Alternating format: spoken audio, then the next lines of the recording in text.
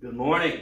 This lesson is for my Trig-Precalc class, but before I get started, I want to say I hope that everybody is doing okay out there. This is for Chapter 3, this is Lesson 3, and let's go ahead and just jump right into our goals. Our first goal, our only goal, is introduction to the sine and cosine functions and how they relate to the unit circle. So I'm going to try and just tell a story about how we understand sine and cosine in this, and hopefully it makes sense. So trig functions are ratios, and a ratio is a real fancy way to say fraction. Trig functions are fractions of the side lengths of a right triangle taken from the triangle's acute angles.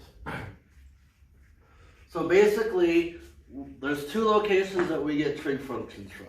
And they're from the two small angles, not the right angle, but the two small angles.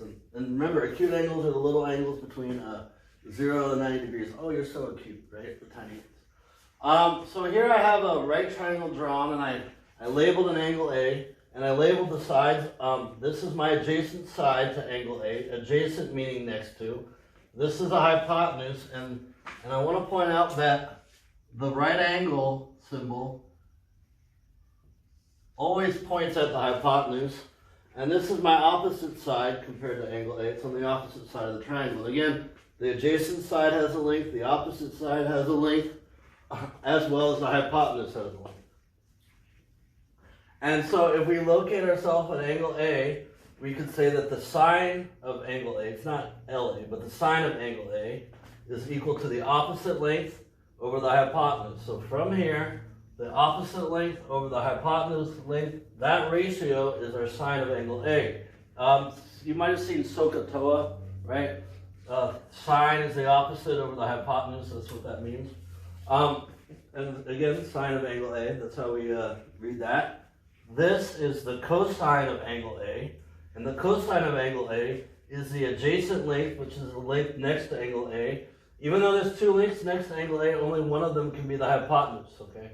So it's the adjacent length over the hypotenuse, and this is, in SOHCAHTOA, this is a ka. Cosine is the adjacent over the hypotenuse. Okay. So, in our unit circle, all of our right triangles that make the unit circle have a hypotenuse equal to 1. And so we get that the sine of angle A is just equal to the opposite length, and the cosine of angle A, that's equal to the adjacent length. So I'm gonna pause the video here, and I'm gonna write some more on the board, so you don't have to watch me write, but I will be back. I'm back.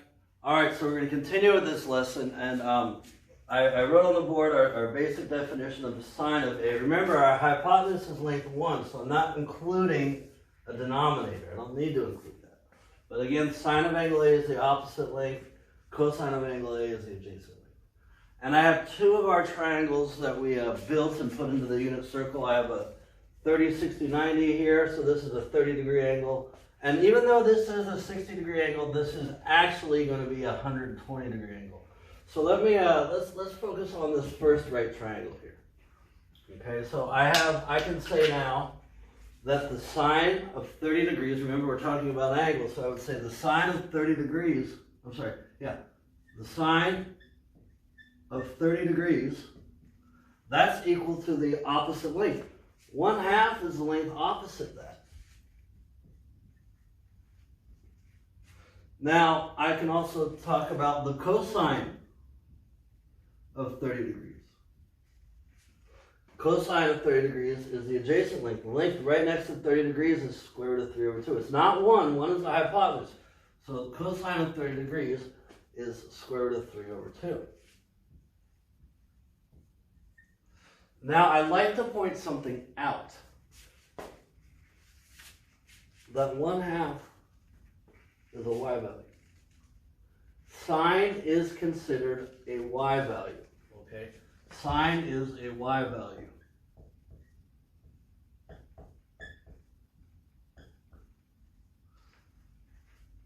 So I'm talking about sine of 30 degrees. I'm talking about the y value at 30 degrees. Cosine of 30 degrees is square root of 3 over 2. That's the x value. So cosine is an x value.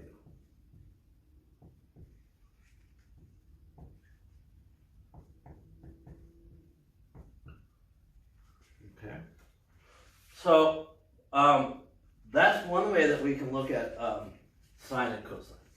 Now, remember, I have another way that I can get to this ordered pair, and that's by length. And so I can actually travel a distance of, I believe it's pi over 6, if I remember correctly.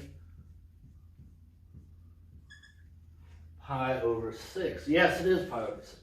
So if I travel a length of pi over 6, I am at this ordered pair. So I could also talk about a y value by also saying sine of pi over 6. So if I travel a length of pi over 6 on the unit circle, my y value, remember sine is a y value, my y value is 1/2. So I'm going to talk about two ways to get to this y value. And just like I said cosine of 30, I could also say cosine of pi over 6. Okay? And what that's going to allow me to do is that's going to allow me to say at this length, I want to know the x value. And the x value at that length is the same x value at that angle, and it's square root of 3 over 2. Okay, remember, these are interchangeable. These are two different ways to get to the same location. One is by length, the other is by angle. Okay. Now, I have another triangle in here, and I'm going to try to explain how to do this here real quick. So this angle that I have here, and I'm looking for a third color so it's somewhat separated here. The angle that I have here, even though this says 60, the angle that I have here is actually 120 degrees. Okay? And so again, if I want to talk about sine of 120 degrees, I'm saying what is the y value at that angle? And the y value at that angle is square root of 3 over 2. Now, pi over 6 allows me to go 30 degrees. I need 4 pi's over 6 to go to 120 degrees, right? So there's 1 pi over 6. Here's 2 pi over 6 to get me to 60 degrees. Here's 3 pi over 6 to get me to 90 degrees. And here's 4 pi over 6 to get me to 120 degrees. So I could say sine of 120 degrees is square root of 3 over 2. Or I could say sine of 4 pi over 6, which reduces to 2/3 pi. That is also equal to square root of 3 over 2. I'm saying in a very fancy way, I want the y value at this angle, or I want the y value at this length. Okay? And just like I found the y value, I can also talk about the x value. So I can say that I want the x value, or the cosine, of 120 degrees. I'm saying I want the x value at 120 degrees, and that's negative 1/2. Or I can say I want the x value at a length of 2/3 pi. So hopefully this makes some sense to you about how sine and cosine are related to the unit circle. Remember, sine is a y value, cosine is an x value. I tell you what location I want either by the angle or by the length. So here, cosine of 2/3 again is also equal to negative 1/2. And if I translate it, I'm literally saying I want the x value at this length around the circle.